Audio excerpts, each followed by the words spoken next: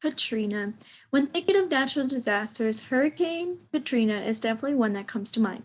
However, today's youth may not be aware of the devastating tragedy that was Hurricane Katrina beyond the popular meme, Hurricane Katrina, like Hurricane Tortilla.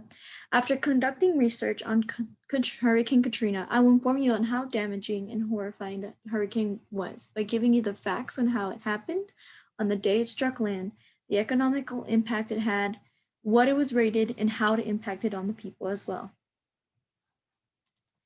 Early in the morning on August 29th, 2005, Hurricane Katrina struck Hallandale Beach, Florida. By the time the hurricane had reached Florida, it was a Category 1 hurricane. It then weakened to a tropical storm before then intensifying into a Category 5 hurricane. On August 29, Hurricane Katrina made its second landfall as a Category 3 hurricane. Emergency response plans were activated in both Louisiana and Mississippi, and though most people were evacuated, many were not able to do due to medical reasons or limited transportation. About 10,000 people who were not able to evacuate were able to go to the Superdome shelter seen on the bottom left Supercharged before the storm. The waves in the storm surge lead to the failure of an overtopping of the levee system, and the levee system is right there on top right, and that is Hurricane Katrina's track on in the top left as well.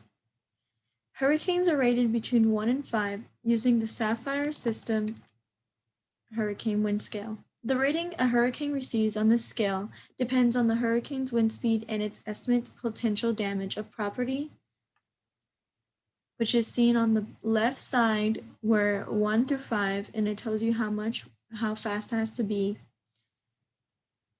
Hurricane ranking Category 3 and above are considered major hurricanes and risk potential for loss of life and serious property damage.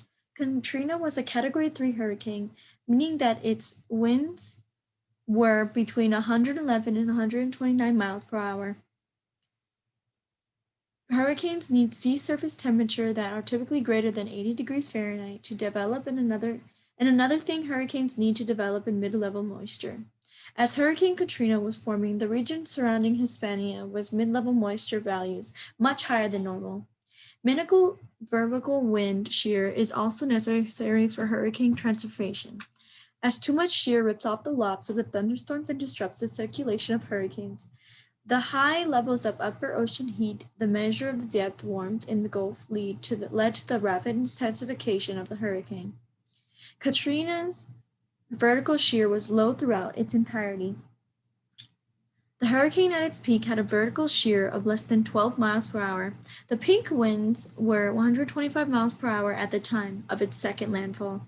Its enormous size, as seen on the bottom right, compensated for that with a record-smashing 28-foot storm surge in Mississippi. The economical impact of a Hurricane Katrina was short-term because the reduction of the oil, gasoline, and natural gas was temporary. 9 refineries in the affected places were shut down, and 7 of them were able to open back up in November 2005. In April and May 2006, the 2 remaining factories opened up. In response to Katrina, the Federal Emergency Management Agency paid billions to ensure that in the future everyone is more prepared. The Army Corps of Engineers built a $14 billion network of levees and flood walls around New Orleans. But due to rising sea levels, the system will need updating as early as 2023. Though the nation was able to easily bounce back, the individuals were not quite as lucky.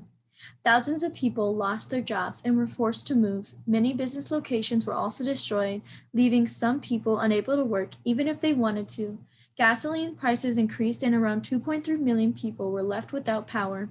Many homeowners were forced to stop paying their mortgage, and the U.S. mortgage delinquency rate rose significantly as a result.